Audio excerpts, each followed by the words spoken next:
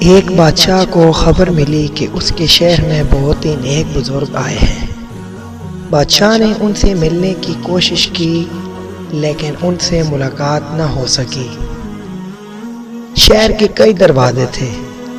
بادشاہ کبھی کسی دروازے کے پاس تو کبھی کسی دروازے کے پاس ان بزرگ کا انتظار کرتا، لیکن دوسرے دن پتہ چلا کہ وہ تو کسی اور دروازے سے شہر میں داخل ہو گئے۔